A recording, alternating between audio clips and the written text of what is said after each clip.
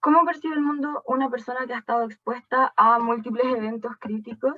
¿Por qué una persona puede llegar a desarrollar un trauma complejo después de vivir estos eventos? El webinar de hoy nos invita a reflexionar en torno a estas preguntas sobre la base de los últimos hallazgos en neurociencias. Para esto, nos acompaña Marcelo Leiva Bianchi, doctor en Psicología de la Universidad Autónoma de Madrid y además profesor asociado de la Facultad de Psicología de la Universidad de Talca. Desde el año 2010 ha investigado lo que nos pasa con eventos críticos de la vida, como desastres, desempleo, cambio climático y actualmente crisis sociales y pandemias. Para esto, en conjunto con el equipo del Laboratorio de Metodología para las Ciencias del Comportamiento y Neurociencias, aplica modelos avanzados de análisis de datos y realiza ensayos clínicos. Por su parte, Marcelo Navarro Fernández es estudiante del doctorado de Psicología, magíster en Psicología Social de la Universidad de Talca y máster en Recursos Humanos de la Universidad Miguel Hernández de España. Es coordinador científico del proyecto Fondesit Crisis Impacto Psicosocial en Electroencefalografía y Ensayo Clínico. Posee además experiencia clínica en el tratamiento de eventos traumáticos complejos en el ámbito laboral de patologías GES, CENAME y CERNAMED. Este webinar es posible gracias al proyecto Fondesit 1190-578 y al Laboratorio de Metodología para las Ciencias del Comportamiento y Neurociencias. Así que vamos a comenzar con la presentación del profesor Marcelo Leiva Bianchi, titulada Impacto psicosocial de eventos críticos complejos.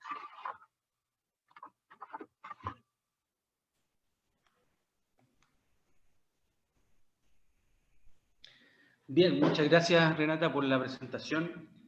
Darle la bienvenida también a todas y todos que están presentes hoy en esta mañana de día martes, 1 de diciembre. Agradecerles también la presencia a distancia. Afortunadamente estos sistemas nos permiten estar más cerca pese a que no estamos físicamente cercanos. Así que muy agradecido de la oportunidad también. Comentarles que esta, como decía recién Renata, es una labor que compartimos con el proyecto Fondesit, del cual me toca ser responsable, y el Laboratorio de Metodología de la Ciencia del Comportamiento y la Neurociencia. ¿Por qué lo menciono? Porque Marcelo y yo hemos tomado una labor de poder fomentar el desarrollo científico a través del uso de métodos avanzados de análisis de datos en combinación con los últimos hallazgos en neurociencia. Ese es el sentido que queremos darle a nuestro trabajo y lo hacemos en el marco de un laboratorio. Así que agradecerles la presencia y comentarles eso. Yo voy a dar una introducción breve respecto a un modelo que hemos desarrollado durante los últimos, podríamos decir, desde el mayo del 2010, justo después del terremoto del 27F. Y este modelo es un modelo teórico que nos permite comprender lo que nos ocurre después de eventos difíciles de la vida, de eventos complejos, mal llamados traumáticos, mejor llamados potencialmente traumáticos, y que actualmente conocemos como crisis. Siempre tuvimos frente a las crisis, y nos han ocurrido durante toda la historia de la humanidad y como país también. Y este modelo nos permite entender qué nos pasa con las crisis. El modelo es, como dice la presentación, es impacto psicosocial. Ese es el modelo que nosotros estamos trabajando. Y vamos a ver de qué se trata esto. Crisis, ese es el concepto que define un evento específico. Un evento que, como ya les mencionaba, era difícil. Es difícil porque nos causa estrés, porque causa una serie de situaciones y a veces nos sobrepasa. Recientemente tenemos esta crisis social que es producto de probablemente problemas de representación históricos del país, que la hemos vivido a partir del 18 de octubre del 2019. Por cierto, actualmente estamos viviendo una crisis sanitaria que nos tiene a todos trabajando de esta manera y con medidas de distanciamiento, medidas de precaución sanitaria, para poder hacer frente y poder sentirnos más seguros y más autoeficaces en esta situación. Ahora, ¿qué es una crisis? La Real Academia Española nos da una pista y nos habla sobre un cambio profundo y de consecuencias importantes. Eso es una crisis. Y las consecuencias del cambio profundo están en los procesos o en las situaciones mismas, en el ambiente, o en la manera en que nosotros vemos ambos procesos y situaciones, en la manera en que nosotros nos enfrentamos y procesamos nosotros como personas estas situaciones. Ahora, la etimología de la palabra crisis viene del griego, y quiere decir decisión. Fíjense ustedes, la crisis es una decisión que uno tiene que tomar. De ahí viene la palabra crisis y crino. Yo decido, separo, juzgo. De ahí viene la palabra crisis. Entonces, uno como persona enfrentado a un evento de la vida, siempre puede producir una crisis. Hay eventos que producen crisis más profundas que otros, podríamos decir. Pero los eventos tienden a hacer que nosotros tomemos una decisión. Me gusta esta definición de China porque mezcla dos conceptos. En China la palabra crisis tiene que ver con el peligro, o sea, la parte negativa, lo complejo, el riesgo, y la oportunidad, la suerte, el secreto, lo que viene después de la crisis. Y viene de dos ideogramas que se combinan. Fíjense ustedes, y es muy bonito esto verlo visualmente, porque comienza todo acá con un evento. Vean ustedes este dibujo acá, este ideograma. Lo voy a mostrar mejor acá, pareciera ser que es algo que ocurre, ¿no es cierto? Que tiene una forma así como de un evento concreto. Y produce un desorden, ¿se dan cuenta?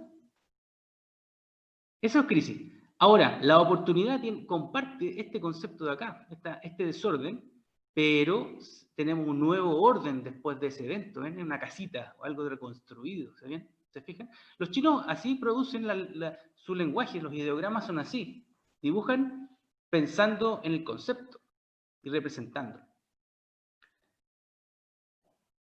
Ahora, desde el punto de vista científico, específicamente de la ciencia de la complejidad, que estudia mucho las crisis, el caos, los sistemas complejos, etc., existe recientemente una contribución científica de un chileno, Juan Pablo Cárdenas, y su equipo.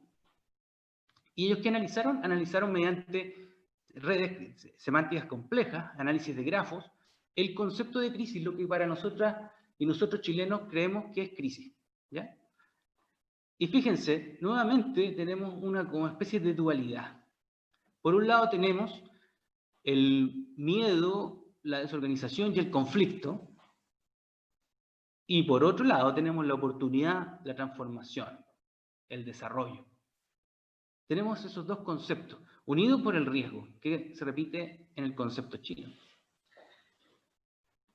¿Por qué hablamos de esto entonces? ¿Por qué estamos metidos en esto de las crisis? Y pensemos en crisis también que han ocurrido más cercanas en Chile, en la región del Maule. Específicamente aquí estamos viendo Constitución, es una vista aérea, y el 2010, en febrero del 2010, 27 de febrero, se produjo aquí un terremoto, y aquí en la ciudad de Constitución un tsunami. Y vemos de fondo la isla Orrego, en la cual murió muchas personas porque ese día había una fiesta y las personas estaban allí, y lamentablemente el tsunami se llevó sus vidas.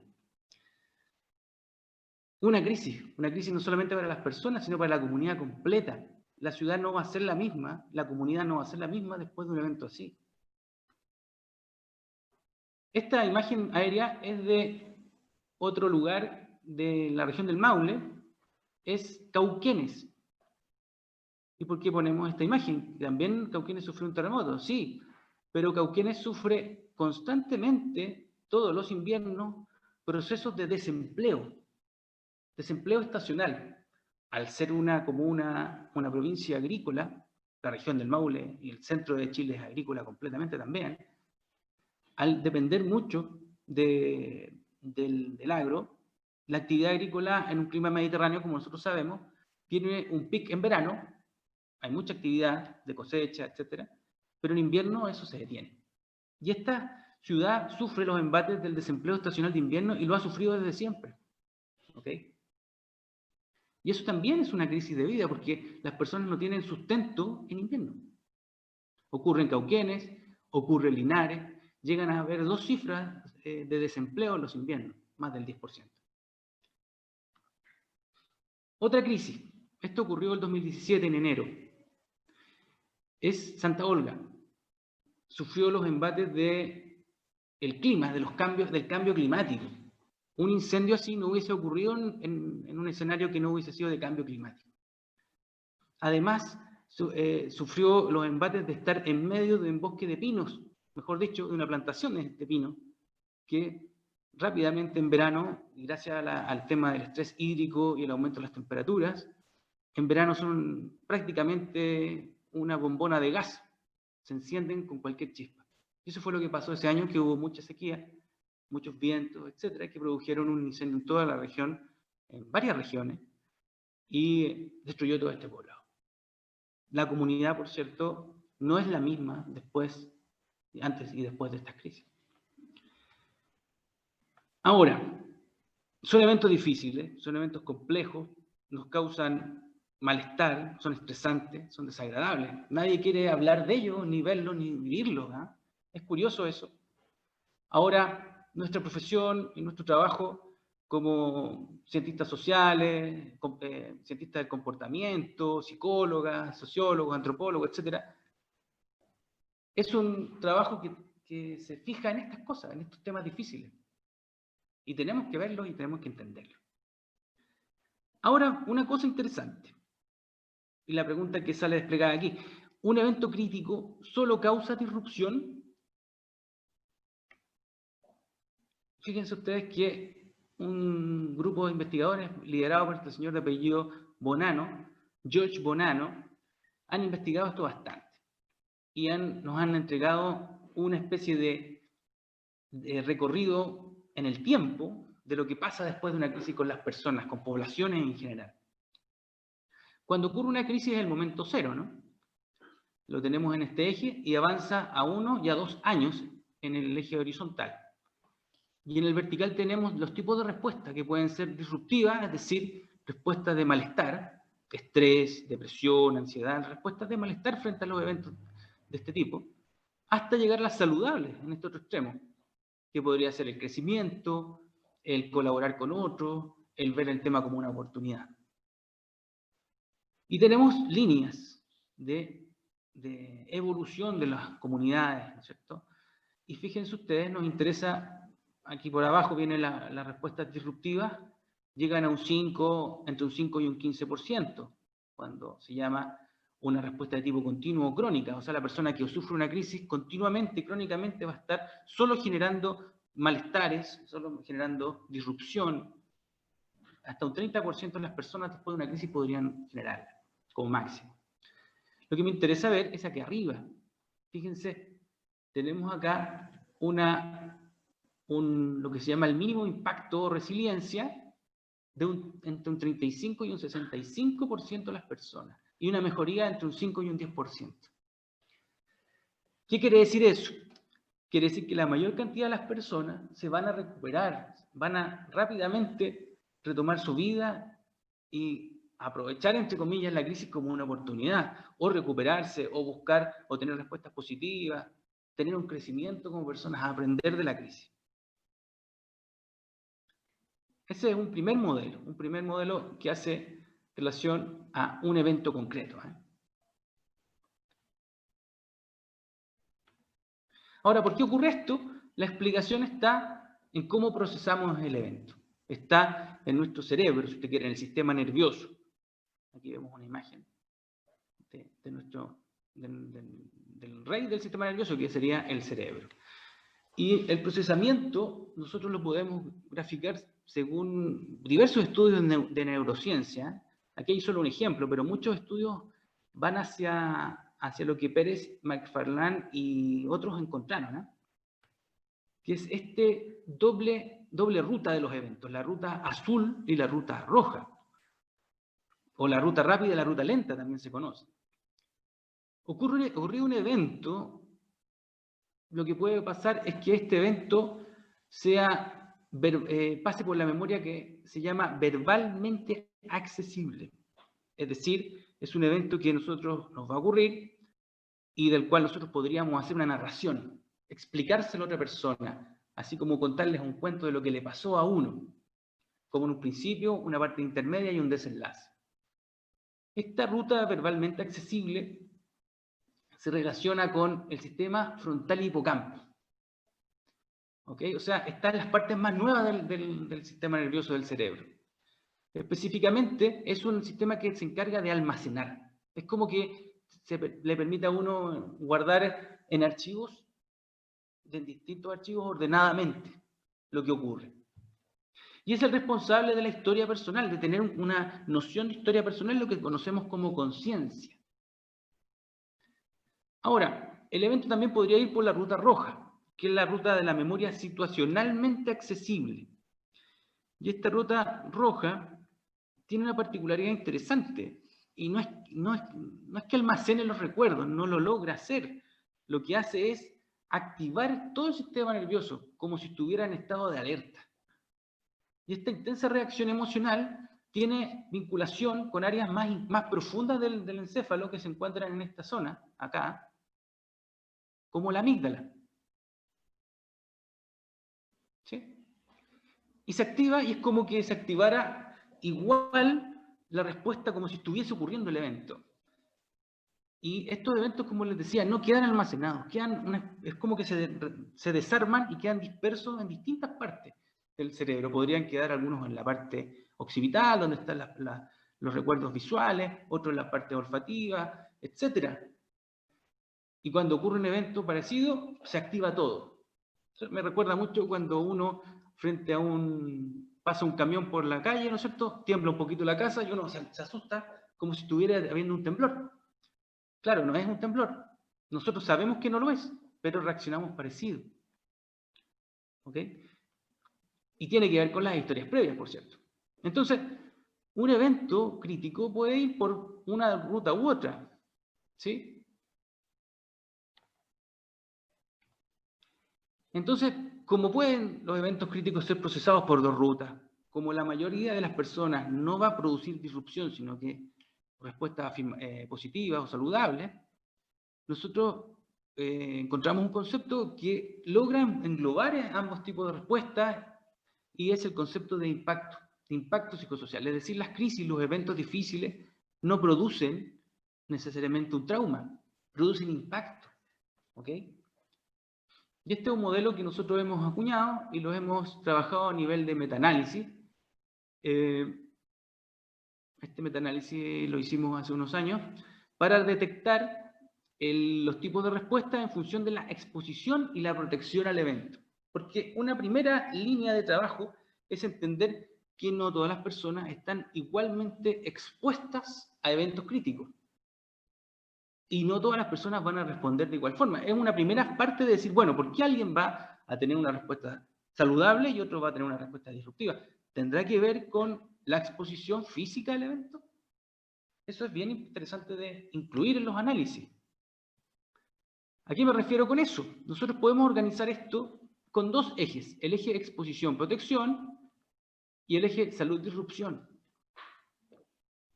Exposición tendrá que ver, imagínense una inundación, pensemos en la inundación que ocurrió en Copiapó el año 2015, la ciudad de Copiapó se vio inundada por un aluvión de barro. Imagínense a alguien que se le llenó la casa de barro. Esa es una persona expuesta. Versus alguien que estuvo, no alcanzó a entrar al barro a la casa. Es una persona que estuvo protegida en comparación con el otro, ¿ya? Serían poblaciones diferentes. La respuesta saludable, imagínese a alguien que en lugar de enfermar, recupera, ayuda a los vecinos, o limpia la casa, su casa la limpia, etc. Y una persona que está en respuesta disruptiva sería alguien que, no sé, se deprime, tiene una respuesta de estrés exagerada, pasa el tiempo, a lo mejor la casa ya está sin problemas y continúa con esos malestares, etc. Bueno, en función de esos dos ejes, nosotros podemos organizar tipos de impacto. Cuando hablamos de una respuesta saludable, en situación de exposición, tenemos a alguien que está dando una respuesta del tipo resiliente. Es un tipo de impacto resiliente. Ahí tenemos al grupo de resilientes. La resiliencia tendría que darse cuando en realidad la persona esté expuesta a un evento y esté respondiendo de manera saludable. Podría ser también lo contrario, que alguien esté expuesto pero da la respuesta disruptiva a un tipo traumático. Hay personas que estando protegidas dan respuestas disruptivas, ¿sí? Y son personas más bien sensibles o hay un impacto paradójico ahí. A pesar de estar protegido, da una respuesta disruptiva. Y finalmente, el tipo testigo, aquellas personas que, estando protegidas, dan respuestas saludables. Un testigo podría ser alguien que va a ayudar a un lugar, ¿no? El ejemplo de la foto de la camioneta acá. Este es el aluvión de Copiapó. Y aquí están los otros tipos de respuestas. Nosotros hicimos un estudio allí en Copiapó para detectar cuál es el porcentaje de personas en cada uno de estos tipos. De esa forma podemos ver exactamente quiénes tienen estrés postraumático producto de un aluvión, por ejemplo, y quiénes están siendo resilientes porque estuvieron expuestos, no enferman y tienen una respuesta. Por ejemplo, aquí es limpiar la casa o ayudar a otros. ¿Y qué ocurrió en ese estudio? Nosotros encontramos que la resiliencia llegó a 9,7% y parecido al tema del tipo traumático, que es el 10,6%, podríamos decir que son prácticamente la misma proporción, en torno al 10%. La mayoría de las personas fueron testigos del evento. Es decir, estaban protegidas y daban respuesta saludable, 61,5%. Y el tipo sensible es mayor que el tipo traumático, fíjense ustedes, porque a pesar de estar protegidos, las personas igual desarrollan síntomas de malestar, de disrupción, 18,1%. ¿Ok? Por cierto, después de estamos hablando de una misma población, una misma comunidad que sufrió el evento, entonces, de alguna forma, no podríamos desdeñar el impacto sensible, también debiéramos actuar allí, ¿sí? Las personas lo están pasando mal, independientemente del grado de exposición. Ahora, nos sirve para poder detectar en qué grupo actuar primero. Por ejemplo, en el grupo traumático, que también requiere un cambio y una ayuda en términos físicos, de ayuda, por ejemplo, aquí, recuperar su hogar, etc. Ahora, eso es lo que pasa con un evento, vamos a llamar simple, un desastre, una crisis puntual. Pero la pregunta de hoy es la siguiente: ¿qué pasa con eventos complejos? Porque lo que vamos a ver hoy son eventos en sí que o en el tiempo o con la relación que tienen entre ellos, o bien porque son causados por alguien en una relación, en una situación de una relación, producen continuamente crisis en la persona y la afectan de manera disruptiva. Estos eventos complejos, estos eventos llamados del traumas complejos. Vamos a tomar un ejemplo, hay muchos ejemplos y yo sé que lo que viene ahora del profesor Navarro, él va a hablar con mayor precisión respecto a cuáles son esos eventos, cuáles son los factores y cuál es la neurofisiología detrás de cada respuesta al evento complejo. Ahora, pensemos en un solo evento, como por ejemplo el maltrato infantil. Una persona, un adulto que ha recibido maltrato infantil, ¿cómo reacciona y por qué? Este estudio es muy interesante, es un estudio de Teicher y nos muestra diferencias. Fue hecho, debo decirlo, en un grupo de 100 personas sin maltrato al lado izquierdo. Ese es un cerebro de una persona sin maltrato y infantil, y al lado derecho tenemos la representación de un cerebro de personas con maltrato infantil, adultos. 100 personas con, 100 personas sin maltrato. A la izquierda está la representación, cada círculo representa algo que se llama nodos. Es decir, mientras más gordito este círculo, más relaciones tiene con otros. ¿Ok? Fíjense que son distintos, se ubican en distintas partes los nodos. ¿A qué me refiero? Cuando una persona no ha sufrido maltrato infantil, tiene más nodos en la zona frontal del cerebro. ¿Esto qué quiere decir? Que puede regular más sus emociones. Ocurre un evento y antes de reaccionar, lo procesa, lo entiende. ¿Ok? Eso ocurre. Y eso ocurre en las partes más nuevas del cerebro, la parte frontal. A diferencia de la mayor centralidad de nodos que vemos en una persona, en los cerebros de personas que han recibido maltrato infantil. ¿Ok? Que estas zonas de acá son las zonas más profundas vinculadas con la amígdala, que ya la vimos, y la ínsula, que es otra zona profunda del cerebro, que nos permite reaccionar ante el peligro. Estas personas tendrían más centralidad en estos sectores de acá, lo que explicaría lo que conversábamos al principio.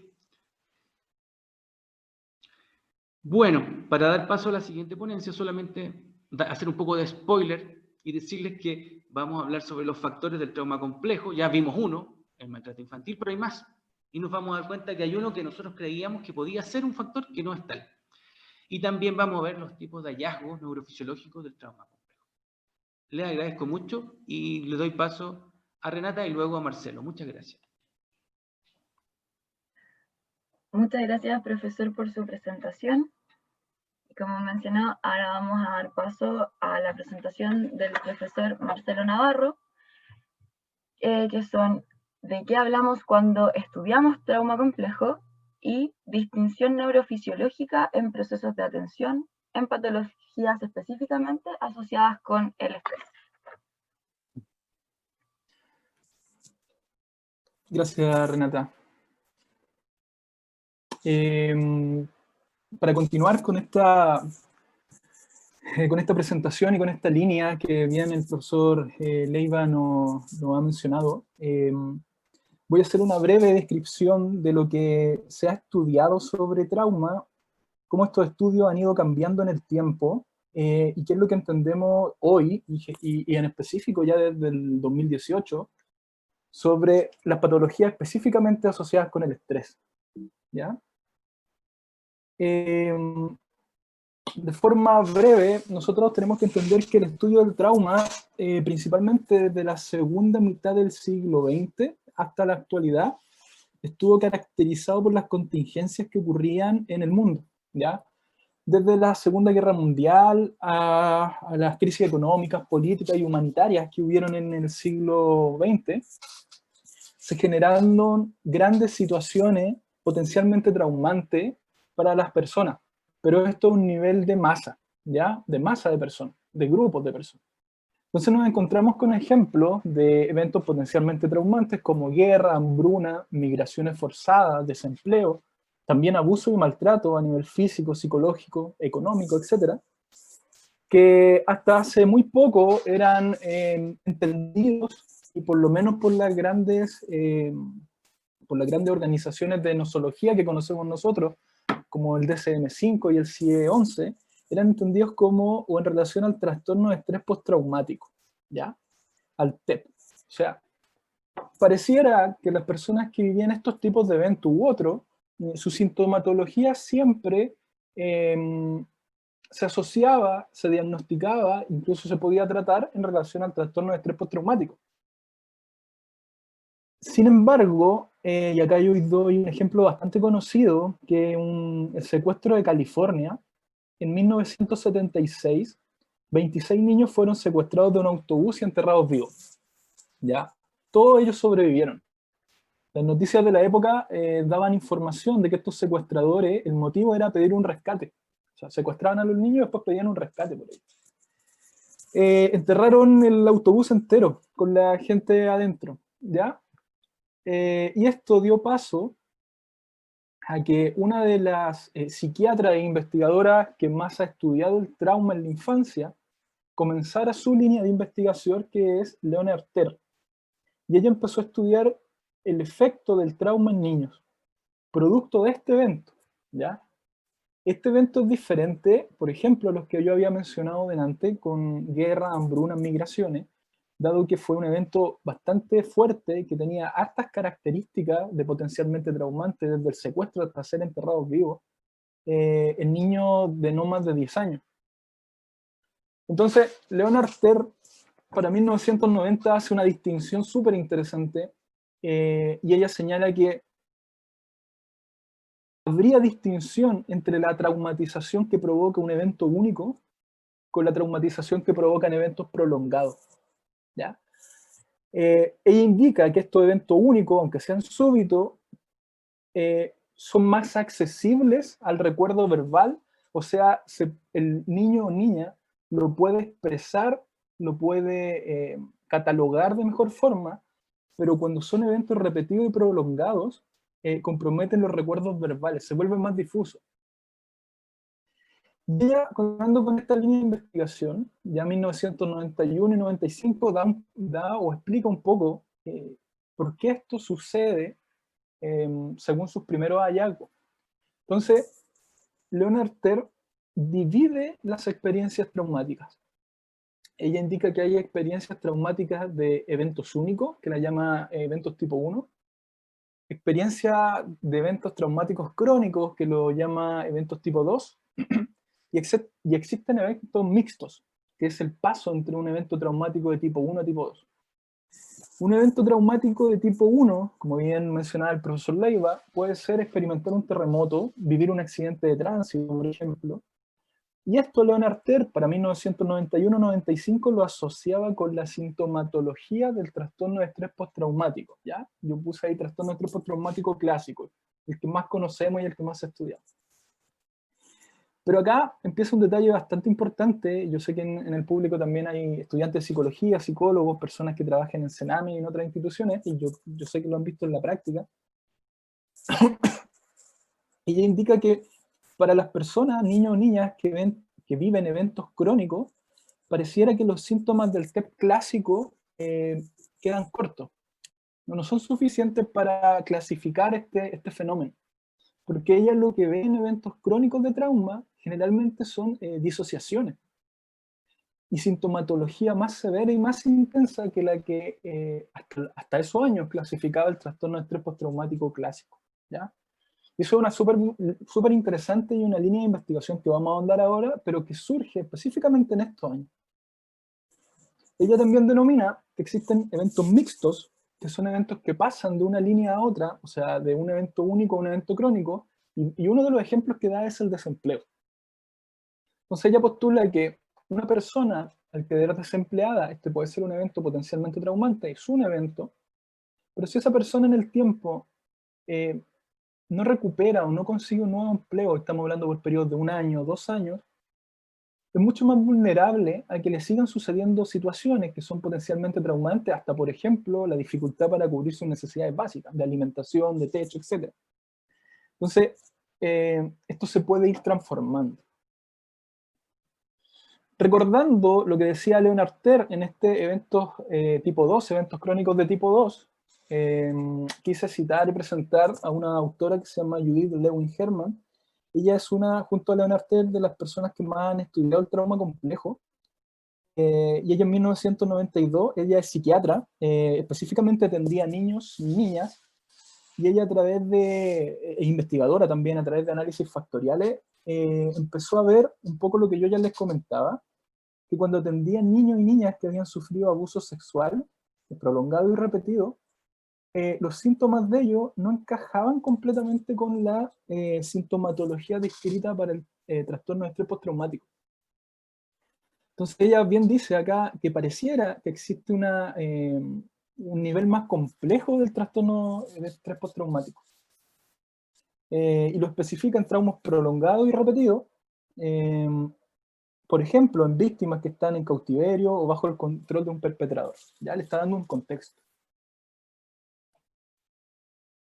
Una tercera autora, psiquiatra también investigadora, Susan Roth, en 1997, sigue estudiando esto de Leonard Ter, de Judith Herman, y trata de generar un modelo comprensivo. O sea, nos dice, pareciera que hay bastante evidencia de que cuando los traumas son en la infancia, son crónicos y son relacionados con abuso, el diagnóstico de trastorno de estrés postraumático no cumple 100% con las dimensiones de esta sintomatología.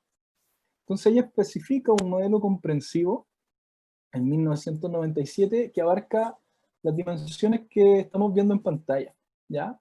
Primero, de regulación de los afectos e impulsos, alteraciones en la atención o la conciencia, alteraciones en la autopercepción, alteraciones en la percepción del agresor y alteraciones en las relaciones con los demás y somatización.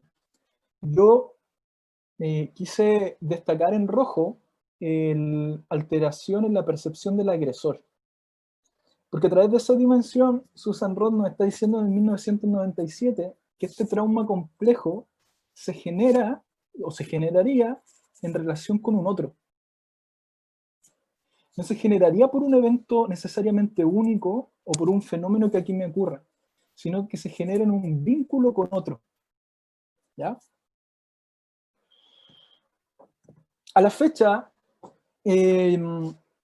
las publicaciones científicas sobre trauma complejo, específicamente en la base de datos Scopus, han subido en los últimos años, como ustedes pueden ver. Podemos tener desde 1989, cuando se habla específicamente de trauma complejo, hasta la actualidad. Tiene un gran interés científico en los años 2017, 2018, y en gran parte es por esto. ¿Ya? Sabemos, las personas que trabajamos en salud, que las clasificaciones diagnósticas nosológicas clásicas que se ocupan son, bueno, el CIE-11 y el DSM-5. Y es interesante porque el CIE-11, en el año 2018, dentro del apartado de trastornos asociados específicamente con el estrés, indica que hay dos trastornos relacionados con el estrés. Uno, el trastorno de estrés postraumático, el que conocemos, el clásico, y reconoce un segundo, que es el trastorno de estrés postraumático complejo. Lo reconoce como un trastorno único y lo reconoce como un trastorno diferente al trastorno de estrés postraumático. ¿Ya? Bueno, sin embargo, el DSM-5, la versión más actualizada, 2013, no reconoce el trastorno de estrés postraumático complejo como una entidad con cualidades para ser un trastorno único, pero sí por lo menos modifica y reconoce que el TEP, el clásico, reconoce un subtipo de test que es un tipo disociativo. Pero cuando nosotros vemos qué es lo que se entiende hasta la actualidad por trastorno de estrés postraumático complejo, nos encontramos con esto. Según el CIE-11, 2018. Tenemos el trastorno de estrés postraumático complejo presenta las tres dimensiones del TEP clásico: reexperimentación del evento, evitación de esta situación, hipervigilancia sobre estos fenómenos. Debe presentar esos tres como base, pero presenta tres nuevas dimensiones que están clasificadas dentro de las perturbaciones de la autorregulación. Y acá encontramos de regulación emocional y conductual, autoconcepto negativo de sí mismo, dificultad interpersonal, lo que tenemos acá.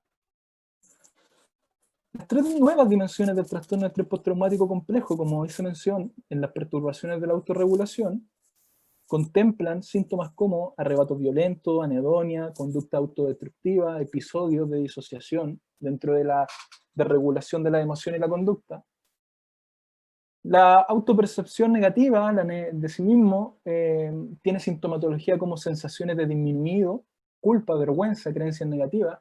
Yo sé que para los que estudian, han leído de esto, tiene mucho que ver con esta relación desde el abuso, la culpa, la vergüenza. Y las dificultades interpersonales con esta incapacidad de construir o mantener vínculos cercanos o íntimos con las personas. Entendiéndolo en el contexto de personas que han sido vulneradas en los vínculos. ¿Ya? El mundo me ha hecho daño, las personas me han hecho daño.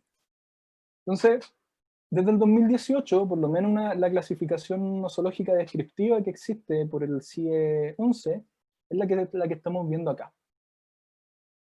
Yo quise citar algunos estudios que han buscado verificar si esta distinción entre el TEP clásico y el TEP complejo realmente es así, y pareciera hasta el momento que es así. A través de análisis factorial, análisis de clases latentes, cito varias poblaciones, quise citar de distintas muestras de países. Tenemos de Lituania, Reino Unido, Alemania, Estados Unidos, Israel, Alemania. Que como podemos ver acá, el CPTSD, la línea que está con azul, es la población que estuvo diagnosticada con trastorno de estrés postraumático complejo. La línea roja es el TEP clásico y la línea de color más verde son las personas que no cumplieron con los síntomas para tener un diagnóstico. Tuvieron síntomas, sí, pero no para una clasificación de trauma. Y podemos ver las distinciones en que las personas que tuvieron sintomatología, pero no cumplían con los criterios para el diagnóstico de un trastorno, se encuentran muy por debajo del umbral de los demás grupos. El grupo de TEP clásico, TEP simple, cumple con las 3 primeras dimensiones, son las mismas 3 dimensiones que yo mencioné hace un momento, y el grupo de trauma complejo, el CPTSD, el 24%, cumple con las 6 dimensiones, siendo aún más acentuada la de regulación de las emociones y los impulsos. ¿Ya? Así que hasta el momento la evidencia científica muestra que estos trastornos presentan distinción y que el trauma complejo presenta síntomas más severos y más intensos que el TEP clásico. Entonces, nuestra pregunta de investigación cuando junto con el laboratorio de metodología realizamos este estudio fue, pero ¿cuáles son los factores de riesgo para el desarrollo de trauma? Del trauma complejo en específico. ¿Por qué? Porque la traumatización se puede generar, como ustedes saben, en múltiples contextos, en distintos periodos de edad, con un evento único, con eventos reiterados, y la literatura es vasta en esa información. Pero nuestra pregunta era, ¿existen factores de riesgo específicos para el trauma complejo? Entonces lo que nosotros realizamos como equipo fue una revisión sistemática y un metaanálisis, que básicamente consta en revisar la literatura científica a través de distintos criterios para seleccionar estudios. De forma general, lo que nosotros hicimos, lo que ustedes pueden ver acá en pantalla, hicimos una revisión de la literatura, establecimos criterios de elegibilidad, hicimos selección de estudios y analizamos los factores que presentaban estos estudios. ¿Ya? De esta forma, como lo pueden ver más claro en la diapositiva. Nosotros buscamos artículos científicos en 3 bases de datos, ¿ya? Web of Science, PubMed y Scopus. Y ocupamos palabras claves, como trastorno de estrés postraumático complejo, trauma complejo, factores de trauma complejo, trastorno de estrés postraumático y trauma complejo, con filtros que eran en los títulos de los artículos y solo artículos científicos. ¿Ya? Y obtuvimos el siguiente esquema. Esto es cómo se comportó la búsqueda y el análisis. Al principio, al establecer la primera búsqueda, encontramos 1.687 estudios que hablaban de trauma complejo o estrés postraumático, porque hubo que ir filtrando. Se excluyeron 970 porque eran duplicados, ya que ocupamos 3 bases de datos distintas y un artículo puede estar en más de una base de datos. 215 se excluyeron porque presentaban trauma físico, es decir, se referían al ocupar las palabras de, por ejemplo, trauma complejo. Habían estudios médicos, como un trauma de hombro, una luxación de rodilla, que no tenían que ver con salud mental. 86 estudios eran cualitativos, fueron excluidos ya que nos interesa el análisis estadístico en esta revisión. 325 no poseían factores de riesgo, 19 no presentaban estadísticos metaanalizables, y quedamos con un total de 22 estudios que presentaban factores de riesgo para el trauma complejo y que se podían analizar. De forma bien general, porque esta es la característica de los estudios que nosotros analizamos, yo les muestro acá en este recuadro rojo que, bueno, tanto los autores como el año los clasificamos. Los factores de riesgo nos encontramos con varios que los voy a mencionar más adelante, pero ustedes pueden ver algunos.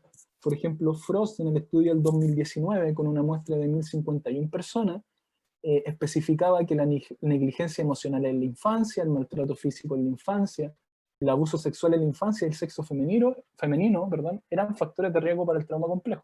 Eso es lo que mostraba ese estudio. Interesante fue analizar la muestra total de los estudios, la muestra que ellos clasificaron con TEP complejo y la muestra expuesta a eventos traumáticos o potencialmente traumantes.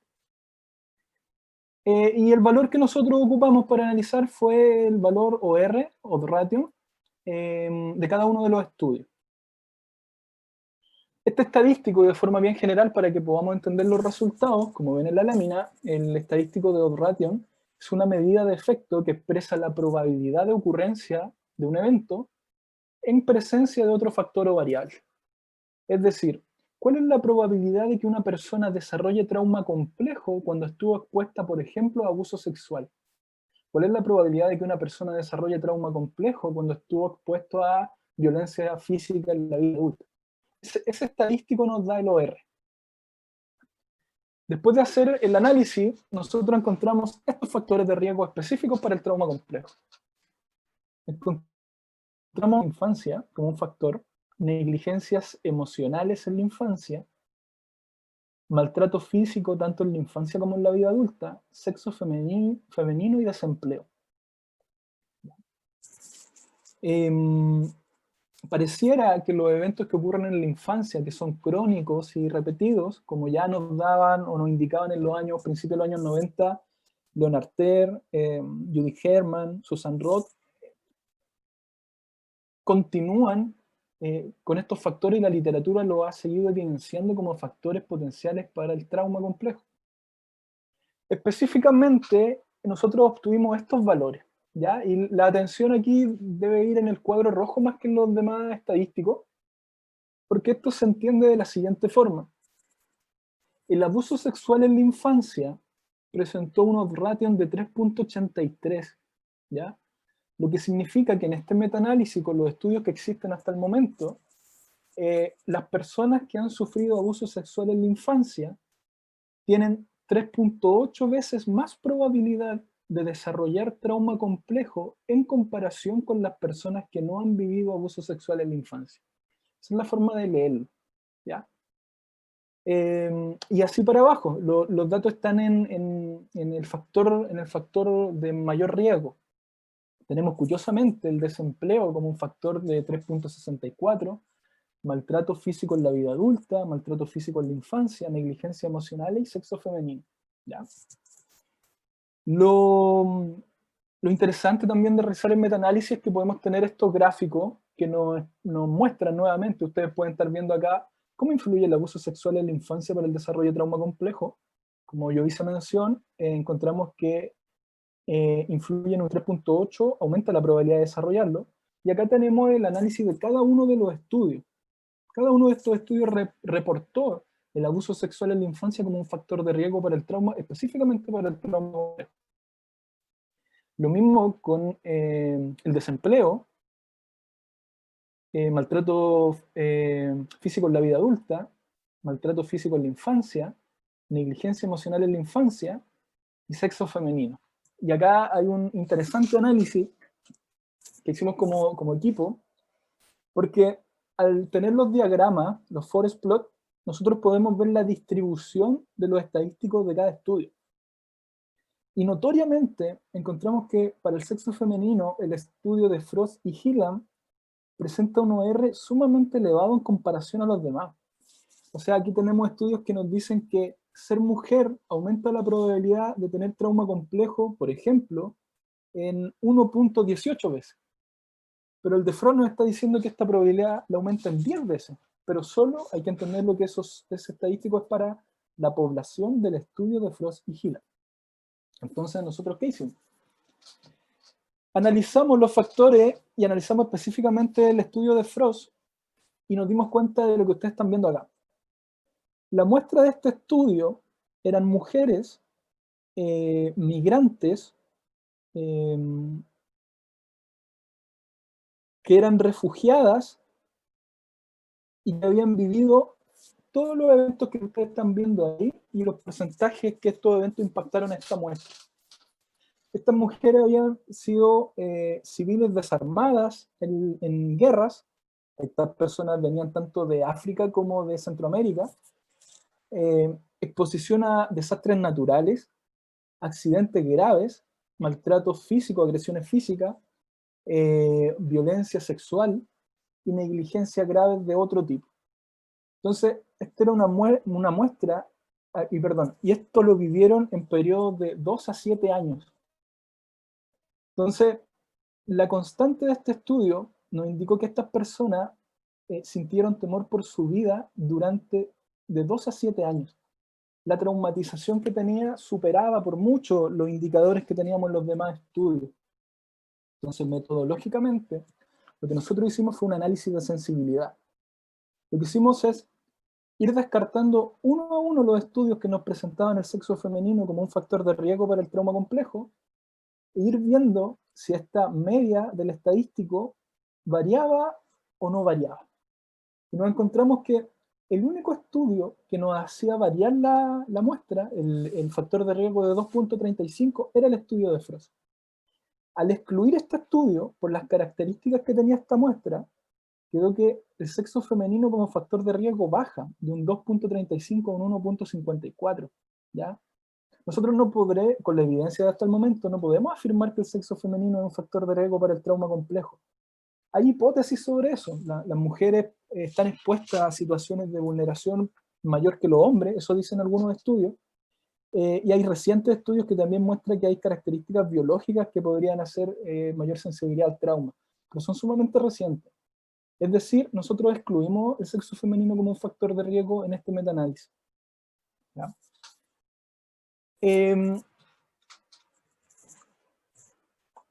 Hablado, ya presentado, de qué hablamos cuando entendemos la traumatización compleja, cómo la entiende, por ejemplo, la Organización Mundial de la Salud del 2018, cuáles serían sus... nosotros la investigación actual que estamos realizando tiene que ver con lo que ustedes ven en pantalla. Distinciones neurofisiológicas en procesos de atención en patologías específicamente asociadas con el estrés. Recordar que el título, la clasificación, la categoría de patologías específicamente asociadas con el estrés es la clasificación que da el CIE-11 para el TEP clásico y el TEP complejo. Y acá, dentro de esta línea de investigación y lo que nosotros estamos trabajando ahora, es lo que ustedes pueden ver en pantalla. Los estudios muestran que las personas en general, tengan o no tengan traumas, nos relacionamos socialmente por la mirada y el rostro de las demás personas. Los que hacen clínica pueden darse cuenta que cuando un paciente se incomoda con alguna pregunta, o cualquiera, cuando estamos en alguna situación y vemos que alguien tiene vergüenza, miedo, enojo, lo podemos detectar fácilmente en el rostro y en la mirada. Entonces los estudios han mostrado que las emociones que están asociadas con una tendencia evitativa, por ejemplo la tristeza o la vergüenza, se reconocen mejor con la mirada evitativa. Cuando una persona a lo mejor no quiere hablar de algo y agacha la mirada, o una persona tiene vergüenza sobre algo y no nos mira directamente a los ojos, nosotros esas señales las podemos interpretar como evitación. Y eso los estudios nos han mostrado, como los que yo cito acá abajo, que está relacionado con emociones como la tristeza o la vergüenza. Las emociones relacionadas con un acercamiento, por ejemplo la felicidad, la ira o el enojo, se reconocen mayormente por miradas directas.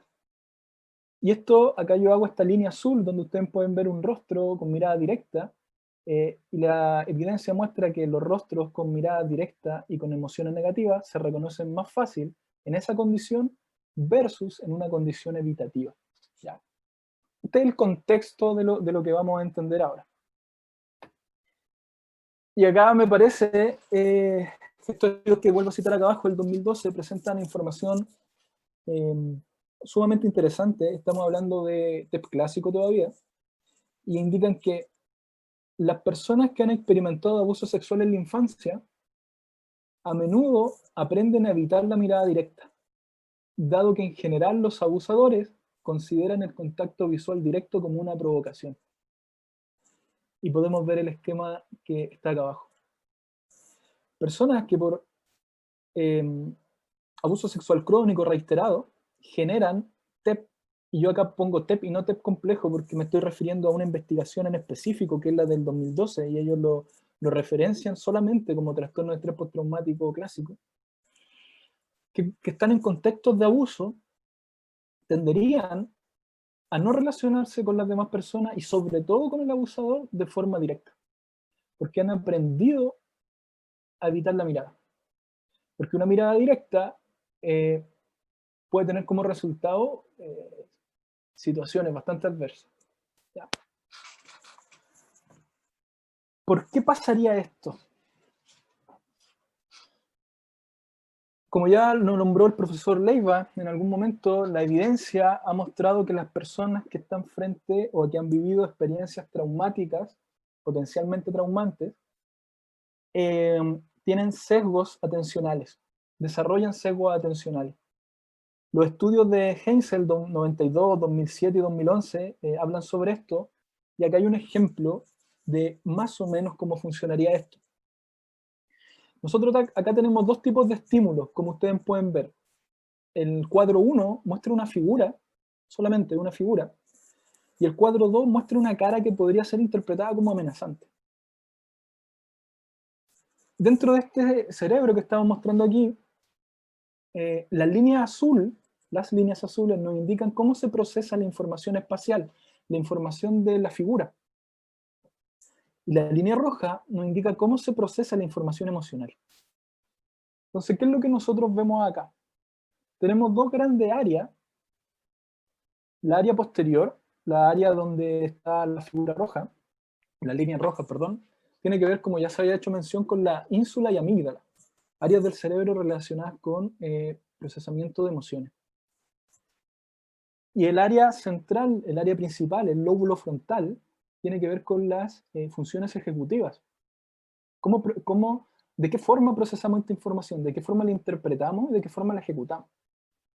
Entonces nosotros podemos ver que la información emocional, línea roja, ha estudiado Hensel, que en las personas que han vivido experiencias potencialmente traumantes, es recepcionada por la corteza visual, pero es rápidamente trasladada al área de la amígdala, al área de la ínsula, ¿ya?, de la corteza singular posterior, y es redirigida a la corteza frontal.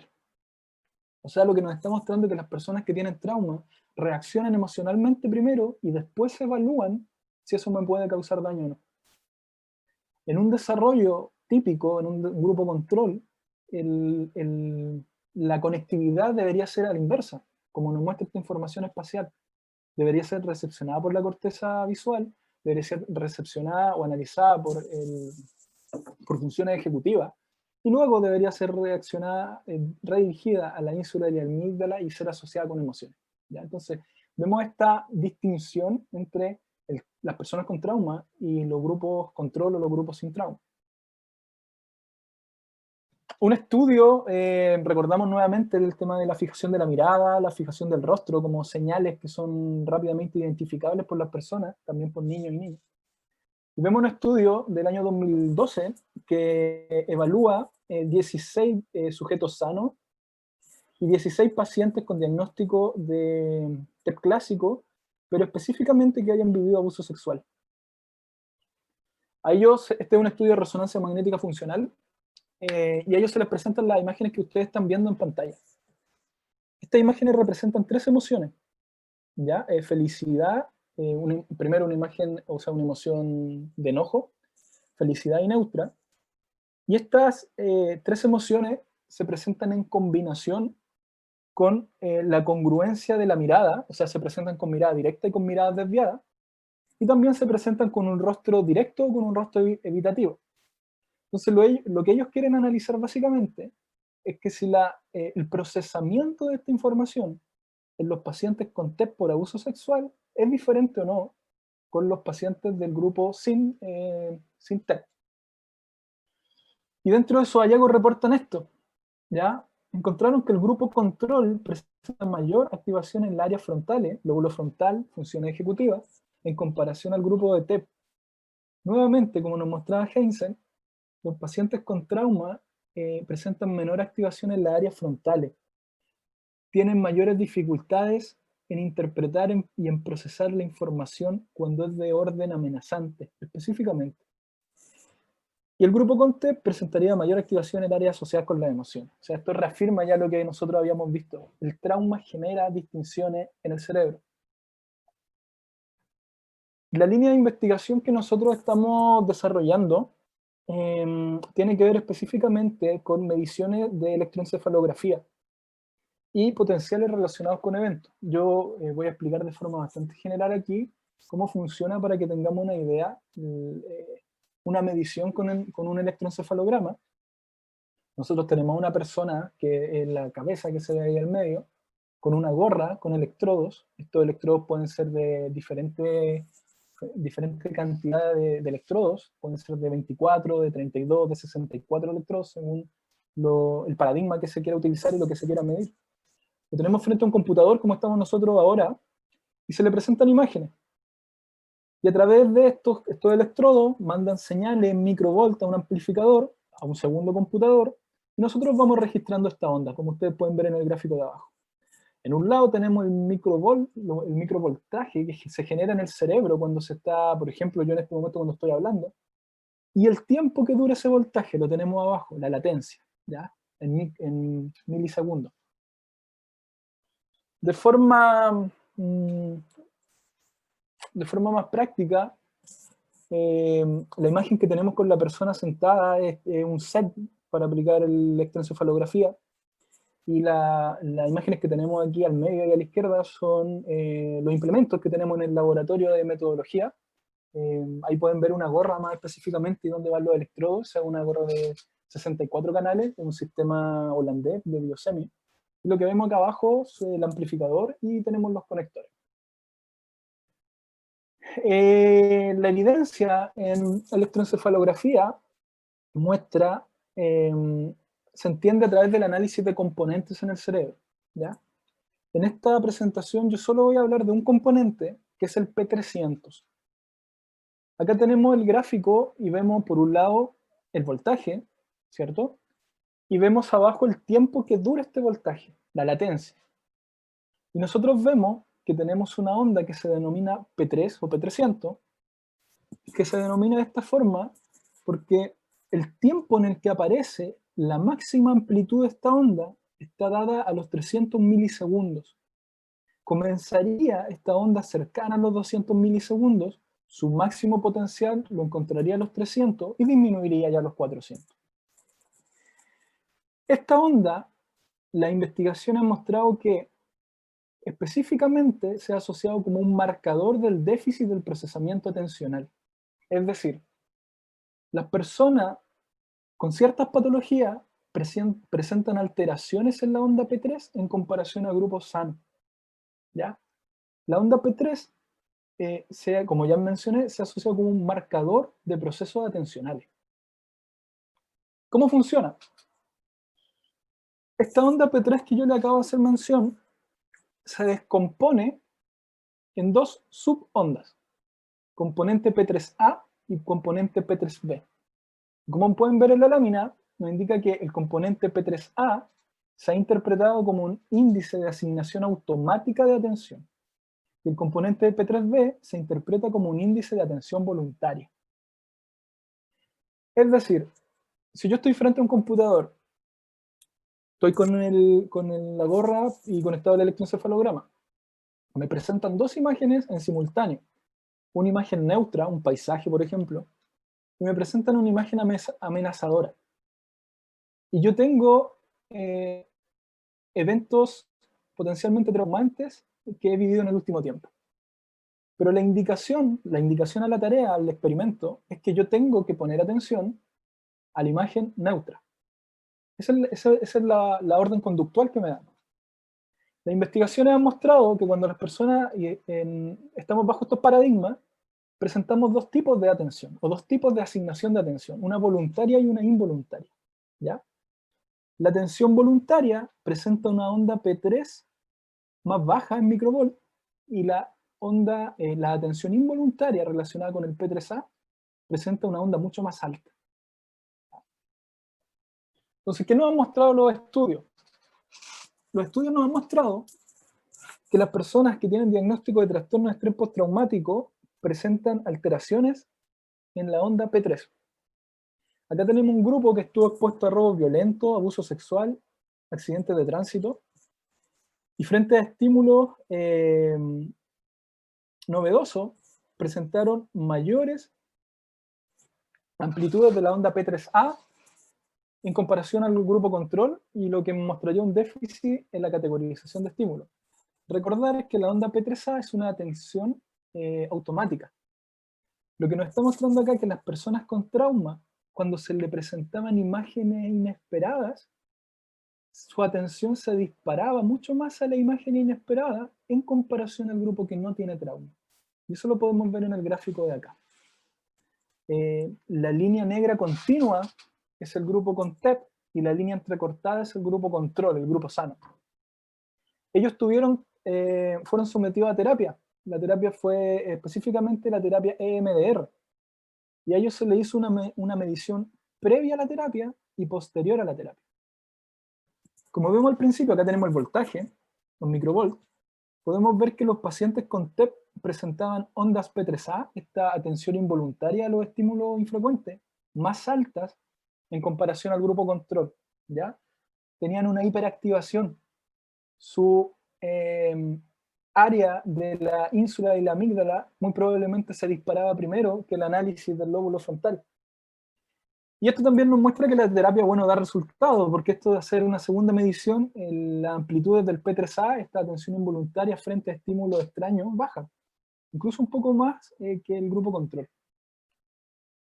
Un segundo estudio, yo acá menciono algunos estudios porque lo que voy cambiando realmente son los factores de riesgo, es la exposición. Acá tenemos un grupo que venía de vuelta de la guerra de Vietnam, y presenta una información interesante, porque aquí nos muestran que el componente P3B es más pequeño en pacientes con trauma. Recordar que el componente P3B es la atención voluntaria. Es cuando a mí me dicen, Marcelo, pon atención en la imagen que te vamos a presentar ahora. Los estudios con electroencefalografía estarían mostrando, bueno, ya han mostrado, que las personas con trauma no solo le ponen más atención a los estímulos infrecuentes, sino que también le ponen menos atención a los estímulos neutrales. Mismo estudio nos muestra los mismos resultados con abuso sexual.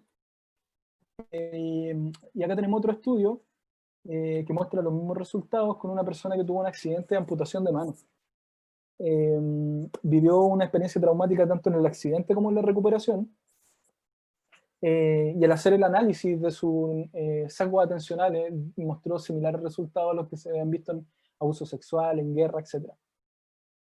Es decir, como cuadro completo, existe suficiente evidencia para indicar que existe un sesgo en el procesamiento de la información en pacientes con TEP, con trastorno de estrés postraumático.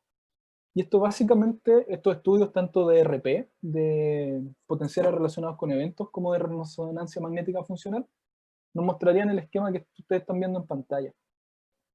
Tenemos una persona con trastorno de estrés postraumático por diferentes factores de riesgo, sino que acá iniciamos desde el diagnóstico. Estas personas, cuando se les presentan estímulos en la vida diaria, no necesariamente en el laboratorio, estímulos positivos, ambiguos o neutros, presentarían sesgos atencionales. Y estos sesgos atencionales, neurofisiológicamente, se comportarían de esta forma. Presentarían una mayor atención involuntaria a los estímulos amenazantes, pero también presentarían una menor atención voluntaria a los estímulos neutros. Esto confirmado con los componentes P3A y P3B y también con las áreas de activación en la amígdala y en la corteza frontal. ¿Qué generaría esto? Generaría síntomas, ¿cierto? Cuando tenemos un paciente con estrés postraumático que sigue este ciclo más o menos que yo estoy mostrando, ¿qué pasa cuando percibe estímulos que pudieran ser amenazantes? Tiene sintomatología. Y esto se retroalimenta y sigue este ciclo que nosotros estamos viendo acá. Yo, desde que comencé esta segunda presentación y he estado hablando de estos sesgos atencionales y de la evidencia que hay, me he referido exclusivamente al trastorno de estrés postraumático clásico, que es la evidencia que hay, que se ha presentado. Entonces la pregunta que nosotros nos estamos haciendo en este momento en el laboratorio es, ¿qué pasa con el trauma complejo y la neurofisiología? ¿Funciona de la misma forma? ¿Tiene el mismo impacto? ¿Debería tener un impacto mayor? Y estos estudios son súper nuevos, son relevantes, porque se empezaron a hacer desde el finales del 2019 y 2020. Hasta el momento, según la información que tenemos nosotros, existe solo un estudio en el mundo que ha evaluado y ha comparado pacientes con trastorno de estrés postraumático complejo, CPTSD, pacientes con trastorno de estrés postraumático clásico y grupo control, en un estudio de resonancia magnética funcional, los cuales a los participantes se les presentaron dos tipos de estimulación, se le presentaron imágenes, perdón, tres tipos de estimulación, se le presentaron imágenes neutras, imágenes positivas y imágenes negativas. Y el gráfico que ustedes están viendo en pantalla nos muestra la activación de la amígdala, específicamente el área, un área, el área derecha de la amígdala, del lóbulo, y nos está mostrando que frente a estas imágenes, no son las mismas que ellos presentaron, pero hacen ese sentido, los pacientes con trastorno de estrés postraumático complejo presentan mayor activación en esta área en comparación al grupo de TEP clásico y al grupo control. Es decir, lo que nos presenta este estudio es que los pacientes con trauma complejo podrían presentar un sesgo atencional aún mayor al que los que tienen TEP clásico. Presentarían una reacción emocional más intensa, incluso que los grupos de TEP clásico. Nosotros aquí ya es un supuesto, pero con la evidencia podríamos entonces indicar que los pacientes con trauma complejo a la vez presentarían una disminución aún mayor en las funciones ejecutivas del lóbulo frontal, por este diagrama que vimos al principio. En la actualidad nosotros nos encontramos con esto como problema de investigación en el laboratorio. Existe evidencia neurofisiológica tanto de RP, de electroencefalografía como de resonancia magnética funcional que confirma la existencia de sesgo atencional en pacientes con TEP. Heisen nos muestra bastante información sobre que la captación de amenazas favorecería una menor activación en la corteza frontal, debilitando el control regulatorio. Ya él lo estipula como dificultad para desviar la atención de las señales amenazantes. Y referente al artículo que yo le acabo de presentar, existe incipiente evidencia de resonancia magnética funcional que el déficit atencional sería mayor en el trauma complejo en comparación al TEP clásico y a los grupos control.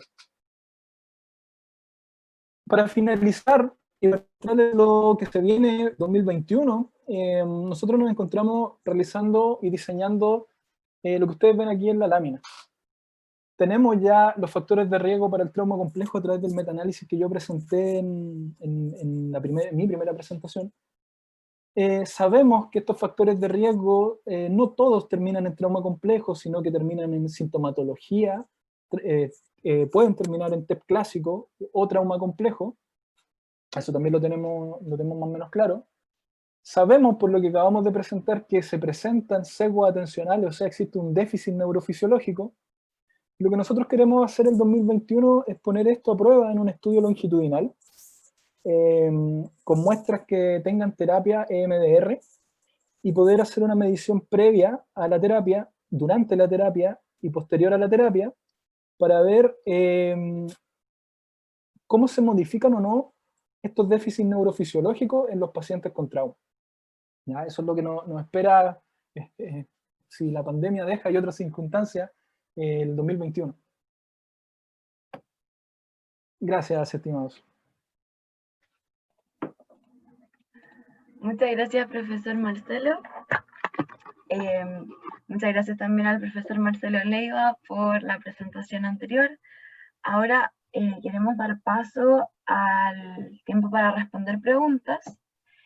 Y tenemos la pregunta de Lindsay Sepúlveda respecto de la presentación del profesor Marcelo Leiva, si no me equivoco, que dice: ¿cuánta es la probabilidad de encontrar un resiliente en los ejes de exposición-disrupción?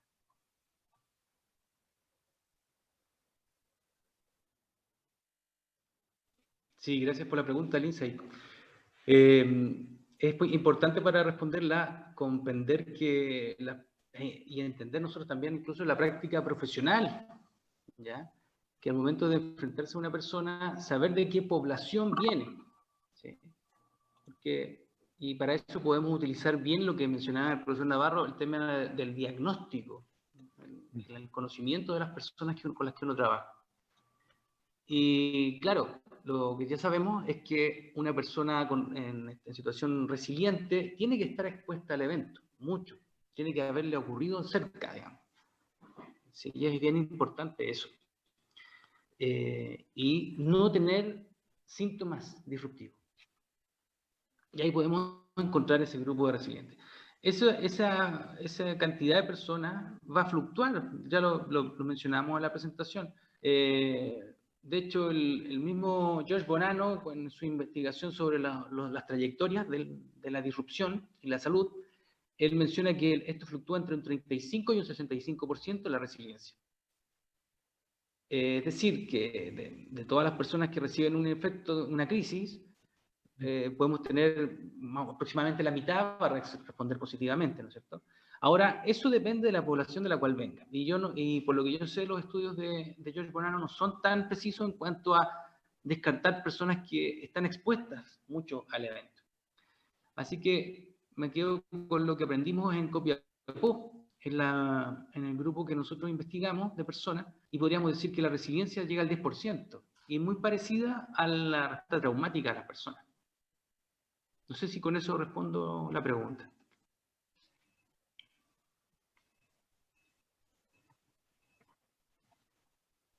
Bueno, esas serían las preguntas que tenemos en el chat.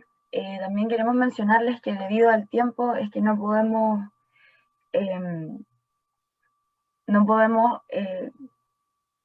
abarcar todas las preguntas que nos hicieron, pero vamos a responderlas por correo.